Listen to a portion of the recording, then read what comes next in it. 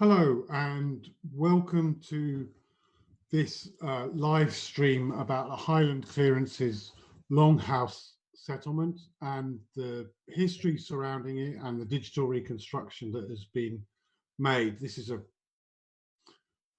result of collaboration between the University of St Andrews and Timespan, and we have here several people who can talk about this. So first of all, myself, I'm Alan Miller. I'm from the University of St Andrews. Jackie Aitken is here with us, and Jackie has led the interpretation and the development of the Longhouse. We have Sarah Kennedy from the University of St Andrews, and Sarah has, hi Sarah. Sarah has done the actual modelling and some of the interpretation and is responsible for the great things that we will see. Ian Oliver is here as well, who's participated with respect to the landscape and with respect to the systems that have been used in creating the reconstruction. And we have Catherine Cassidy, who is also here, and she's done a lot of the 3D modelling of digital artifacts that have been turned up by the archaeology. And we have Esther MacDonald, and Esther MacDonald is a crofter, and Esther MacDonald is a historian and very knowledgeable about the local area, and she's going to be enlightening us about the subject of the reconstruction and the area. So we're very much welcoming Esther here. Thank you very much for coming along. It's great to see you, and we're very much looking forward to hearing what you've got to say about as we talk about the reconstruction and talk about the social history. So that's great, and we're very much looking forward to the show. I think that there are a few slides, so I would just like to go through a couple of the slides. So this slide you see here, see the past, imagine the future. So all of the work that we're talking about here is part of the CINI project, and CINI is a project for the Northern Peripheries and from the Northern Peripheries and Arctic programme, and it involves a whole range of different people. But one of the things that different organisations. But one of the things that we've been trying to do is to develop, as part of this project, develop digital heritage, digital representations of heritage in order to promote and preserve that heritage. And this is a project which is coming towards its end. It's due to finish at the end of this year, and it's been running for 3 years. And if we move on to the next slide, we can see some of the partners in the CINI in the CINI project. So yeah, so partners including in Scotland, University of St Andrews and Timespan Museum, but other partners in Ireland, Ulster University, Donegal County Museum, in Iceland, Skrýda Cluster, and Locatify and the Heritage Organisation of Iceland, and in Norway, Museum Nord and Aurora Borealis Multimedia. So it's a nice international project which has done a lot of the sort of things that we're talking about here in the Strath Codonnan. The similar activities have been taking place in Ireland, Iceland and in Norway, and they will be hitting the news in the next few months as the project comes to its conclusion. Next slide, please. Would be great. And so we're here talking about Cayenne,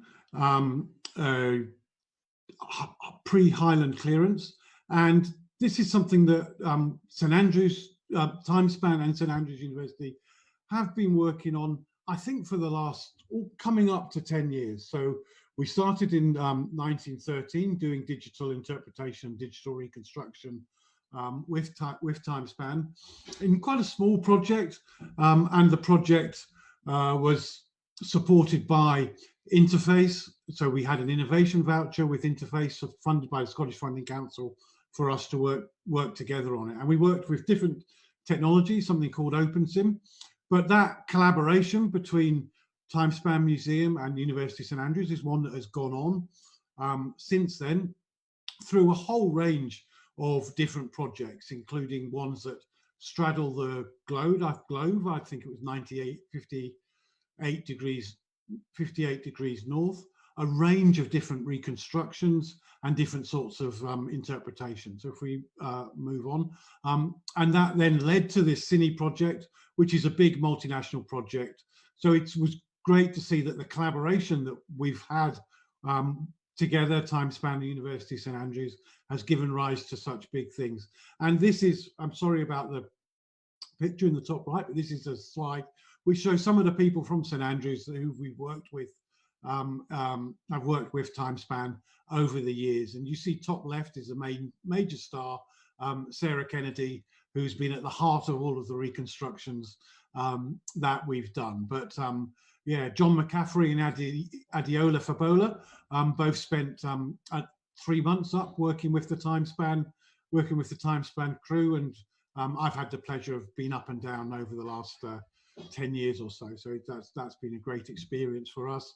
And everybody that you see there is eternally grateful for the hospitality and collaboration that we've had with the Time Span Museum.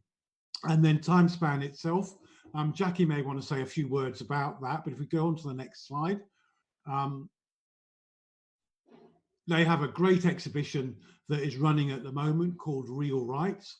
I love it because it has some really nice digital interpretation that we've worked on together jointly, but it's put into a really nice coherent narrative. So I would suggest that if you're watching this, head over to the Time Span Time Span webpage and have a look at the Real Rights exhibition. It's really great. So that's in terms of an introduction. I'm trying to provide a little bit of context to where this project and where this work has come from, but I want to hand over now to the real experts who are going to be discussing the whole process, to Jackie Aitken, Esther and Sarah. And Catherine as well, and I may butt in if I can't hold myself back as we go along. But anyway, Jackie, it's great to have you here, and I'm sure you've got a lot you want to say about this subject. Thanks, Alan. Yes, it's great to be here with all the team and with Esther. Yeah, so thanks, Ian, for putting up the first slide. So we're just putting this up to give people watching us today just an idea of where we're talking about, where this the reconstruction pre-clearances township, where it's located. So hopefully you can see from the map that it's pretty far north. So we are so Time Span in Helmsdale's positioned about 65 miles just south of John O'Groats. So yeah, pretty far north. And there's a picture of our lovely yellow Time Span building as well. And if we could go to the next slide, Ian. So just to give you a little bit of context, so this is the type of landscapes we're talking about. So this is kind of looking from the Helmsdale or the Navadale direction. We're kind of looking at the Strath of Kildonan. The village is on the coast and this river winds its way up the Strath of Kildonan. And as you go up Kildonan, there's lots of these the ruins, the archaeological remains of these pre-clearance townships. And just to the right, of that, the middle right of the photograph, there's a little burn that goes up the valley there in between the hills called the Cayan Burn. And it's just up there nestling on the slope of the hillside that the Cayan township is located. So the reconstruction actually gives us a depiction of Cayan, this pre-clearances township, an authentic insight into the daily life of the farming community just before the events of the Highland clearances begin to take place. Thanks, Ian. So this is the model itself. So I think it would be quite nice if we take a little sort of look at just fly around the model, Ian, just to show people the context of the landscape, and then we might we'll talk a bit about the context, and then maybe Sarah and Ian, you could talk about a little bit about how the landscape was developed. So so Cayan was one of over 100 small farming settlements in Kildonan, and it's estimated that there were 2,000 people living in the Strath around the 1800s. So the group of buildings that we're flying towards at the moment is situated at the edge of a very large arable area of land in the lower slopes of the valley of Caen. And I'd be very interested to hear, because I mean, obviously it was a very interesting process, the development of the landscape. We've not just shown the actual landscape, but we've also shown the cultivation, the vegetation. But maybe you could tell us a little bit about how that digitization process was made. You mean me? So we work in Unreal Engine, which is a gaming engine, and Ian is actually responsible for the landscape, which he's generated from OS data, so it's all very accurate. And then from that, using your archaeological dig evidence, you've got the scale of the buildings and the layout, and just kind of built it up from the map, really, with your help, obviously. I mean, it was amazing to think that we could actually go back in time to 1813 to see the last depiction of real arable farming, subsistent arable farming in the Strath of Kildonan. For it had been happening for 6,000 years. So the subtenant farming system that we're literally looking at being depicted had been relatively unchanged for since that time. But to give us a little insight to what contemporary accounts of what the township was like, because we're seeing only a part of a bigger township. So I'm going to introduce you to Esther, if she's about. You might have to turn your unmute yourself. Hi, yes. So maybe you could give us tell us a little bit about where this account comes from that gives us this real insight into Caen, and maybe you could read it out for us, please. From Memorabilia Domestica, or Parish Life in the north of Scotland. It's a sage's book, and on page 100, it's all in different sections, and it says the last former township on the banks of the Helmsdale is Caen, a snug sheltered spot surrounded with hills to the northwest and east and having a southerly exposure. During the earlier years of my father's ministry, this place contained nearly 100 inhabitants. Wow. So that really just goes to show, Esther, that this was quite an extensive township, and it was scattered over this valley, and we're looking at one part of that township at the moment. But and I believe you've got the copy of that book, and that was written by the minister's son who was ministering in Kildonan at the time of the clearances, who actually visited all these townships. Yes, I'm fortunate to have been able to purchase the first edition. So just to give a little bit more context before we look at the longhouses themselves, because they are the buildings that everybody wants to have a look at and go inside and see what they look like. But just to know what happened to the people. So the people of Kildonan were removed from their homes and they were relocated to the coast at Helmsdale. Around this process started, it's called the Highland clearances. It started about 1813. They went on to the mid 1820s. And the people were relocated to the coast on small areas of land, strip fields on the steep hilly hillsides next to the coast. The hilly uplands in Kildonan were used to graze flocks of Cheviot sheep and blackface sheep, whose wool had tripled in price due to high demand in Britain and Europe.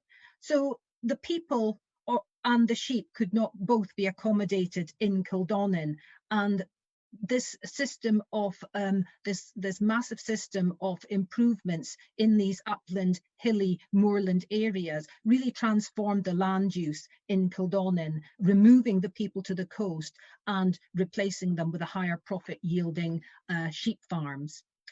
I think it'd be quite nice, Ian, if we could maybe have a look around. Yeah, that's lovely. So this is, Sarah, this is kind of what we were talking about, wasn't it?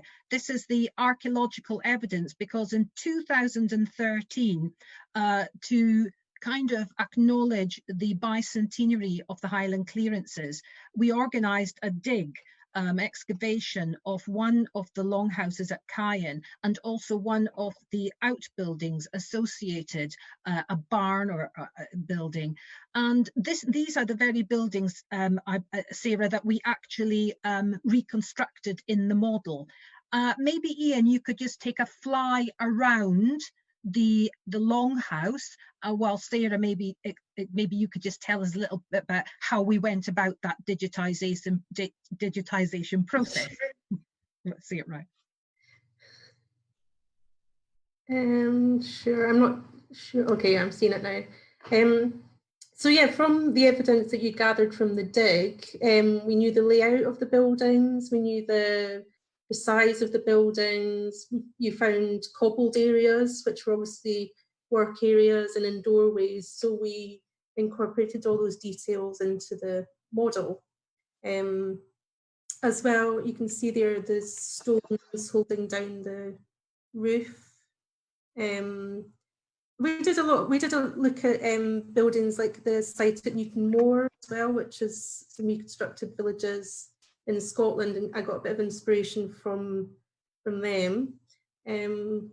There's the kale yard at the back, which they grew vegetables and things.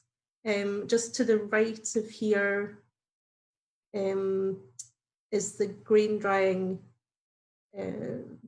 yard.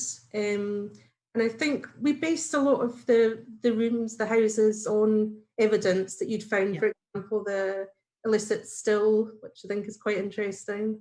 I mean, yes, and in terms of the longhouse, I think what was interesting about that was it's not very often that we see, when we're doing archaeological excavations, it's not very often we actually see these buildings reconstructed. We might see an artist's impression, but that's really nice, but it doesn't give us the spatial awareness of how these spaces were used. Exactly, to actually be able to go in the door and get a sense. I think we're going to go in there now, actually. How sort of crammed it felt. And I think if you try and imagine as well with the peat fire burning and the smell of the animals in the other end of the house and everything, it would be quite smelly and quite claustrophobic as well, I think. But I guess a bit cozy. I think that's why the animals are in the building as well with them, to generate a bit more heat. But yeah, it was all quite primitive, considering at the same time other parts of the country had running water and things like that in the sort of 1890s. So yeah, they were living quite a basic lifestyle, weren't they? Weaving their own fabrics and living off the land, basically, weren't they? Yes, I mean, it's amazing to see. I think if we could take, Ian, just a look at the domestic end of the building. So these longhouses were very long and narrow, and they're certainly, we found quite a lot of the ruins in Kildonan. We think that from the art, from the rectangular building plan, but that we think that they were influenced by the Viking longhouses. Obviously, the Vikings settled in Sutherland around the 9th century. And it's these buildings, as Sarah has said, are characterised as having the main living quarters at one end of the building, usually on the upper end, for obvious reasons, and the byre or cattle at the other end of the building at the lower end. But you do find local variations on these patterns. The narrowness of these buildings was determined by the limited availability of wood and the need to support a heavy thatched roof. As long as the houses were narrow, there was no restriction on length. And in some cases in Kildonan, these longhouses exceeded 30 metres. We estimate that they probably need around about 500 longhouses to accommodate the population of maybe 2,000 people that were living in Kildonan at that time. Here we are in the domestic end of the building, and there is something really, I love looking at the domestic end of the building because you really get the feel of daily life and people actually living here, eating here, cooking here. And you do see the dresser in the background. You can see the central hearth, no chimneys here. The peat smoke just sort of goes up into the thatched roof. And there is a very interesting object here, Catherine. And this object is, it is a traditional vernacular township made Sutherland, well, they called them bogwood, but they weren't always bogwood, Sutherland bogwood chair here. And it's that little chair that we see in the corner of the kitchen. But what's interesting to me, Catherine, I know that that chair is in our museum. Yep. So I want to ask you, and I think Esther, you know this chair very well as well, because it's in our museum Croft House. So this is part of our museum collection. So how has it ended up in this digital reconstruction? Well, and that is one of your favorite objects too, from what I hear. And so I was very excited to get my hands on this. But yeah, you're right, this is an actual object. So we had the ability to take the actual object, digitize it, and put it back into the model that we created, to put it really into its original home and how it would be used. So for this object, and you can see on the screen, that is the object. When we're preparing to take photos of it, we use a process called photogrammetry. That's a very accessible process in order to turn something physical into a 3D model. So by taking a lot of photos, essentially, taking lots and lots of photos, and this one I'm sure had lots and lots of photos. I can't remember. I just go and take the photos, and then I look at it after, and I realize how many I took. But you can see it. So we spin it. We have it on a turntable. Every object's a little different. So this one was quite big. It's a chair, and it's quite knobbly, and it's, you know, you had to get it so it's sitting quite flat, and we had it on a turntable, but I think a bit of plywood, and we covered that and took photos of it. And you try to get all the surfaces that you can photographed of the object well lit. And so then when you're putting it through software that can identify, all those points in all those photographs. It compares every single photograph to every other photograph in your series to then build this object in 3D. So you want to make sure that you have coverage. And so then it goes through the software, a few different iterations, from a sparse cloud, dense cloud, into a mesh. And then now, as you can see it, into a fully textured model. So this model now, you know, you were saying that it's in the museum, it's in your collection, and it's sitting in Time Span, but now also it has another life online on a gallery. I think it's on Sketchfab right now, but also on our project website, Cinegate. But then also it's back into the reconstruction. So Sarah then put it back into the reconstruction, making sure it's scaled properly and put into the right place, like how it would have been used. And there it is. And that's like a whole life cycle of an object that now, you know, you wouldn't have thought that could have happened, you know, 10, 15 years ago. And now it carries on. So I think it's incredible that now an item in the collection that would have only been seen really by people visiting the museum can now have a whole nother life to it. Much, Catherine. I mean, yeah, we were amazed because it was quite a big object as our objects go, and I thought, gosh, how are we going to scan this? So and the detail that we see on that chair is quite amazing, and this is where it would sit. Esther, I can bring you in here just to have a little chat with you. So Esther, we know that these little chairs were quite low. Could you tell everybody the reason why they were quite low to the floor? Well, if the fire's in the middle of the building, then you're going to have the cleaner air at bottom, which is the lower, and more cloudy and peat smoke as you're getting up. Yeah. Yes, so you were kind of below the level Yes. of where you'd be coughing and Okay. you wouldn't be able to breathe very well as that peat smoke rose up, and I'm sure it's quite acrid as well. If we could maybe turn, Ian, and move to see some of the other pieces of the features in fact we can move back just a little bit. Can we move just back to see the box bed, if you don't mind? Because this is something and certainly if Shira, you want to add anything to the conversation here, I'm just showing the viewers just some of the pieces that we recreated. In the excavation of 2013, we actually came across marks on the floor. It was kind of like the ghost of where something had been. You know, when you if you lift a wardrobe that's been there for 10 years, you see the mark on the floor. So when we excavated the floor, we actually found these rectangular shapes. So we think it's where a box bed would have been in the house, and literally the wood has been dismantled and taken out of the building as being very precious. So we've represented the box beds, and they were also used to divide up the interior of the longhouses, creating rooms in themselves.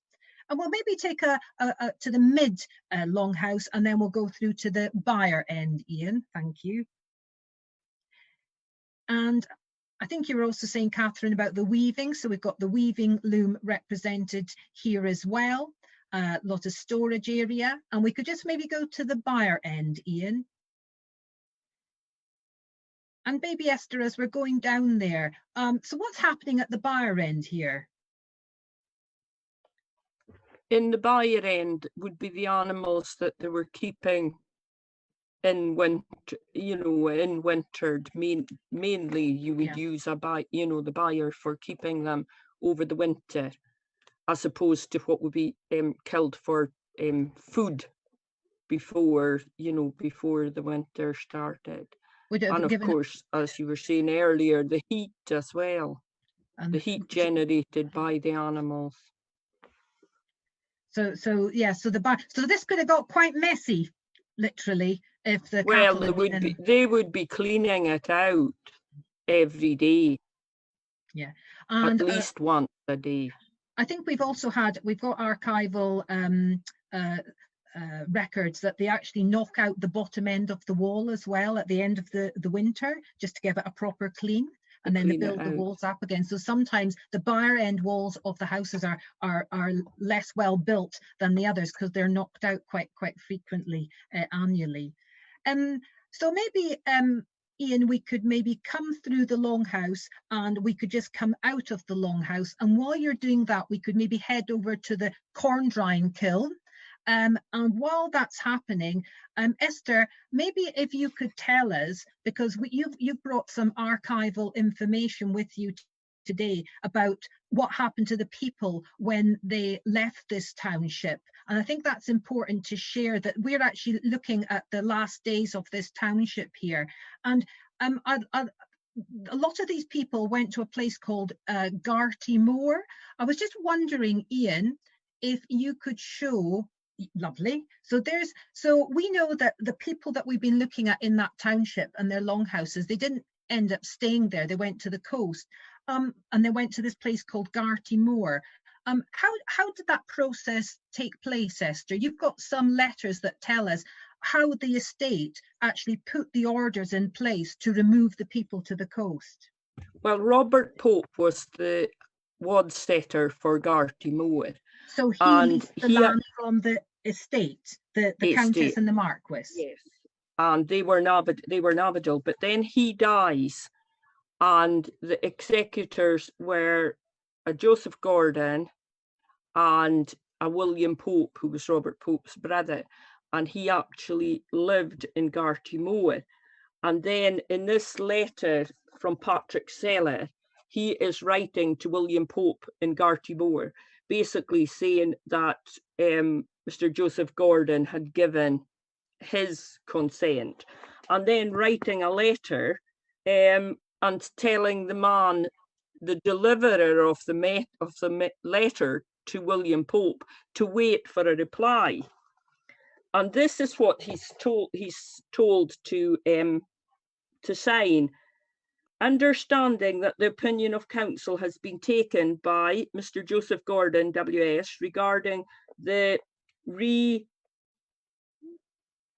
reconstruction of William Pope's Wadset and the estate of Sutherland, I feel myself at liberty to consent that an action of removing against the tenants and possessors of the Wadset for their removal at the ensuing term of Whit Sunday shall be forthwith raised, either in Mr. Gordon's name and mine, with concurrence of the servers or their names and our concurrence. I likewise agree to remove the Wadset voluntarily without putting you or your noble clients to the expense of rising an order of redemption, and I oblige myself to, wait, I turn the page, execute a voluntary renunciation of the Wadset I have mentioned to take effect of Whit Sunday. So the people that were actually there and living on the Wadset ground, they were removed. So you've not, you talk about the Kildonan clearances, but you don't talk much about the people that were cleared to make way for these people, because there was people living in this area before this happened. And then later in April, they are saying, oh, they're groveling. He left, this is on the 22nd of April. This is not Patrick Sella. This is William Young. And he's leaving Mr. Roy, and he left him planning out the lots in Gartymore. And in one area, you look at Pope's Wadset, but then in Pope's Wadset, there's far fewer people than they put into the area. And then the next one is in the 9th of May. And they are putting, referring to my letter of the 30th, have since to receive your ladyship on the 25th and 28th. These letters are really groveling to them. We have, they've set out lots in Gartymore to 37 families who are all bound to build stone houses. They promise, and except for Mr. William Pope, pleaded with a lot, and I think they will make good herring fishers. These are letters that can be found in the Sutherland Estate Papers in the National Library of Scotland. Wow, it's amazing to hear the actual evidence in real letters that relate to the reconstruction of this township and the story of the people here that left to go down to the coast, and the orders that were put in place that would change a way of life that had been happening for 6,000 years. Esther, thank you very much for that. Maybe Sarah can say a little bit about this building here. So Sarah, this is the corn drying kiln, quite an important part of any pre-clearances township anywhere in Scotland, and I think this must be the first time a corn drying kiln has been depicted digitally, because it was kind of difficult, wasn't it? Well, it took a little while to get my head around the logistics of what they were actually doing. I think we found a couple of nice illustrated elevations which kind of helped.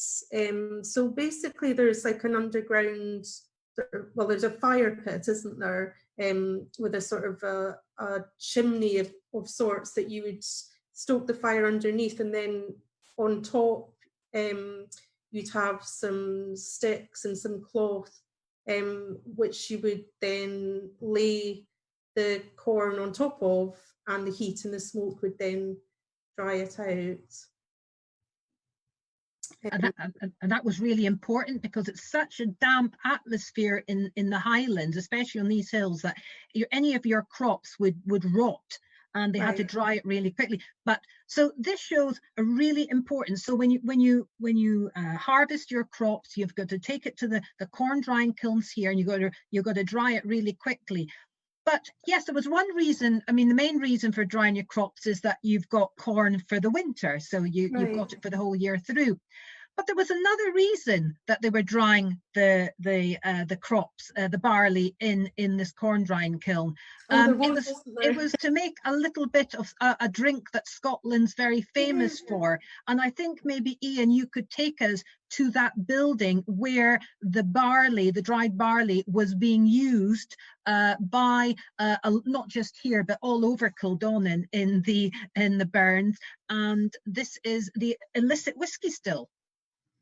Right, which I believe you found a piece of during the excavations, which is how we know it was there.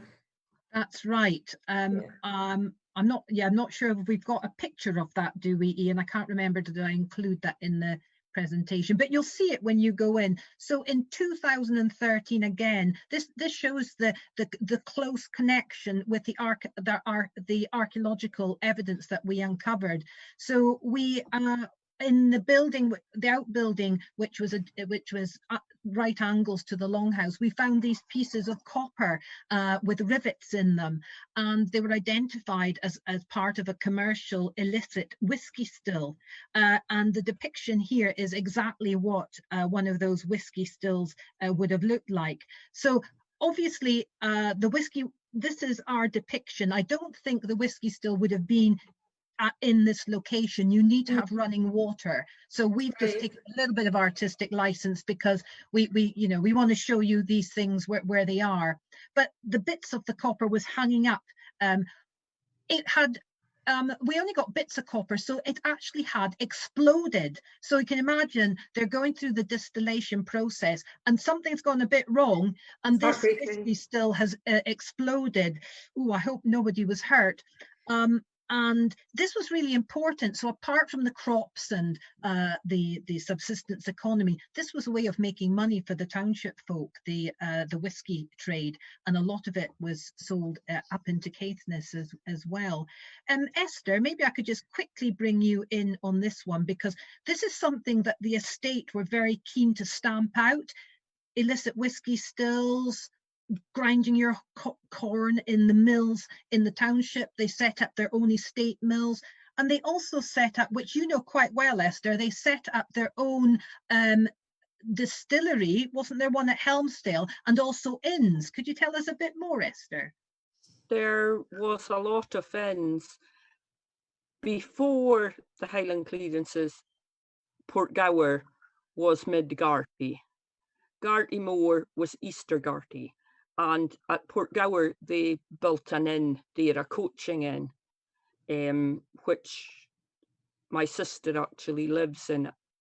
She has that on the croft, on the ground that went with it. They had them there. You can find like showing where they all stop. There was one in Helmsdale, there was some at Berriedale and Dunbeath and places like that. There was, so that they could go up and down, up and down. But in saying about the distilling, I know that one of my own people was still using that in the 20th century. So it's not that long ago that illicit distilling stopped. I think there may still be the odd one up there. They haven't found it yet, but yeah, absolutely fascinating.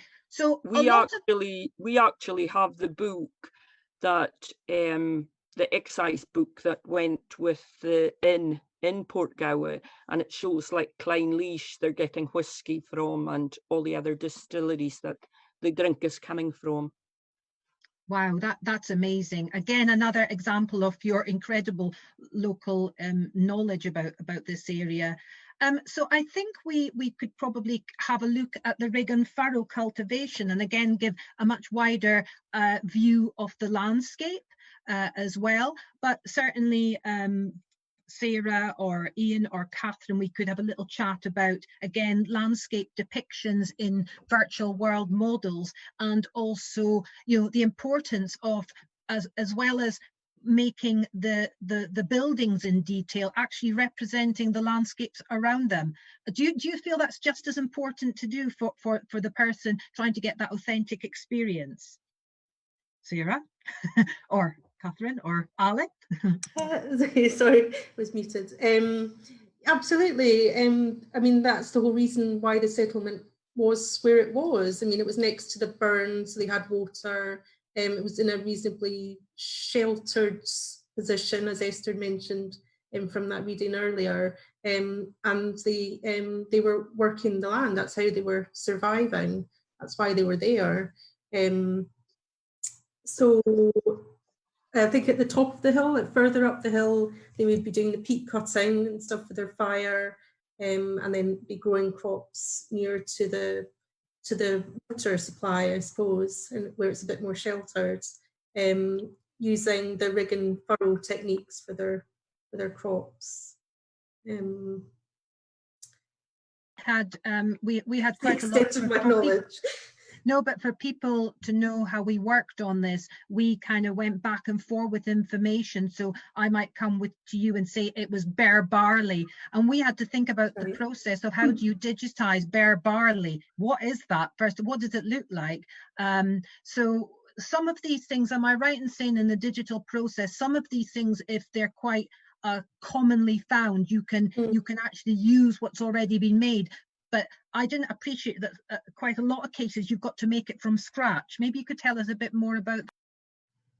Sometimes, yeah, we've come across this problem a few times with our medieval reconstructions, where people will say there was an orchard, so well, I'll put in an apple tree. But it turns out that apple trees were completely different in medieval times than they are now. So there is, yeah, things like that do crop up quite a lot. And sometimes it's just a case of changing the colour or the shape. But these things, it can be quite interesting. We have, I think Catherine scanned a old apple once so that we could digitise an apple. Medieval apple and put it in a tree. So there's ways around these things, but yeah, different kinds of crops and shrubs and can be challenging. Well, and I guess you could say, Sarah, after we finish a project like this, where we know the place and we know the time area, we've almost created our own assets for this time period. So then we can go back and use certain ones if we know, if they can kind of like go over here and work for this area. It was a similar time, and maybe we fiddle it with it a little bit, but it's similar. Yeah, we're building up quite a library of various artifacts and foliage over the years, and that's all part of making it realistic and making it interesting. Topics to talk about, why they were different, or I know more about apples than I thought I would. I think it's also it's interesting how things have changed, because the first time we did this we did a reconstruction of Highland, because we've done two, but the first time we kind of like could do the landscape nearby, but we kind of stood in the middle and took photographs of the horizon and surrounded the model by that.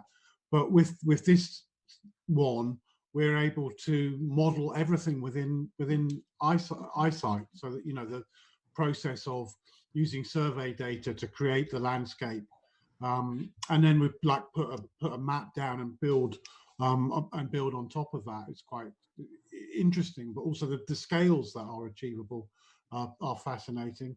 Absolutely. Sorry, yeah, I was just going to agree with you that the technology is moving so quickly, and we're adapting and using that to our benefit, really, to do the things that we want to do, becoming easier to the extent, or just the computers and the software is more capable of doing what we want it to do than it was even a few years ago. Yeah, and also I think it's interesting the different ways in which this reconstruction can be used, because obviously there's a reconstruction, it's developed in a game engine, so it can be played using an Xbox controller with a virtual reality headset and so on, and so you can have a whole immersive experience. But that's not what we're doing now. Now we're broadcasting it, and people are looking at it through the web browser, from home. And part of the reason why we're doing that is because don't think Timespan's open at the moment, is it, Jackie? Is it? No, so you can't actually go in and interact with it. And I think it's really interesting because the first time we did this, we had a room inside of Timespan and projections up onto the wall, and you could navigate using a Microsoft Connect. So you would make gestures and you would like move around with that. And I think that sort of idea of being able to do virtual reality, but to be able to do it either without touching anything or with only touching safe things is really relevant right now with the COVID and the response to COVID, because I think, there's two things happening. One is that you've got this fantastic changes in technology, which means that we can take archaeological excavations and turn them into things that are really accessible. And the other thing is we've got all these crises taking place. We've got climate change taking place, we've got COVID and all of these sorts of things. And it's interesting the way in which the technology can interact with that, and how we can still, despite all of that, we can still use technology to promote heritage and to understand what's gone on in the past. I think. So there's lots of different ways. There's lots of different ways in which you can access this. There was an article in the Scotsman, wasn't there? And so you can buy a newspaper, newspapers have been around for hundreds of years. So you've got this kind of like really new technology and this really old technology kind of interacting together, positively. We make 360 images of it, which you can then go and click on and look around and have an immersive experience through a web browser. Do sort of live streaming so that you can then watch this while you're sat at home, but have Ian kind of taking us around and looking at different things in it. Making an app. I think we've got plans to make an app, haven't we, Jackie? Yes, we do. Yeah, I mean, we're very fortunate. We've as a Highland Museum in the North, we've had great opportunities to develop our digital, tools, our skills, and to be able to work with yourselves. So, I think it's really important, because it's only through this that we're able to be much more accessible and actually, show this accessibility of landscapes and of objects and of museums collections, especially in the current situation as well. So it's been very important. I think, I was just going to say, just as well, thinking about the township itself, we were talking about the kind of what happened to people at the kind of end of days at the township, and the kind of clearances aspect of it. I would just maybe, Esther, I was just going to ask you one little question about the incident of a gentleman called, I think his name was one of the inhabitants of a township similar to this, called Oliver Fraser. Because I think when you talk about a person and what happened to them, you actually can fit it into the story of the building and the township reconstruction quite well. So imagine Oliver Fraser was from this township. What happened to him at the time of the clearances? Well, he was actually paying, with another two families, £24.15 for the rent, but that was further up in Cumbraes. And he seems to have, he went to what I call a postage stamp in Gartymoe compared to what he was used to. But I don't understand how he, on the maps and on the lists for Gartymoe, it shows old tenant or where they came from. Now he's marked as Contradwell from where he came from.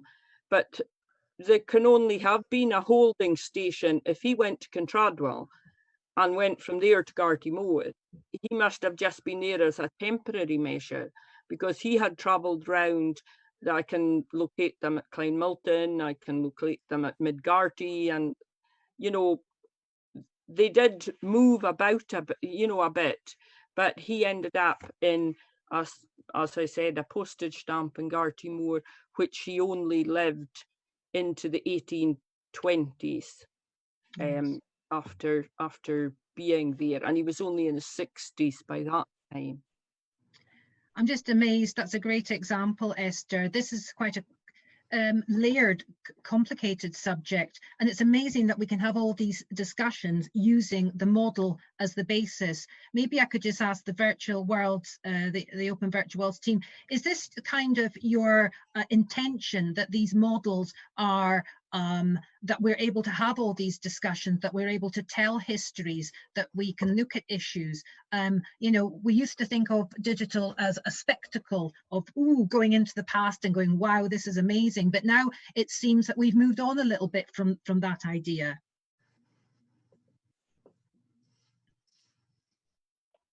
I think so. I mean, I remember that having a workshop in Timespan, looking at a model or reconstruction of it, and there was like discussion about the model, focused on, like, you know, how clean would the insides have been? Have you made them sort of dirty and grubby enough? Have you made them clean enough?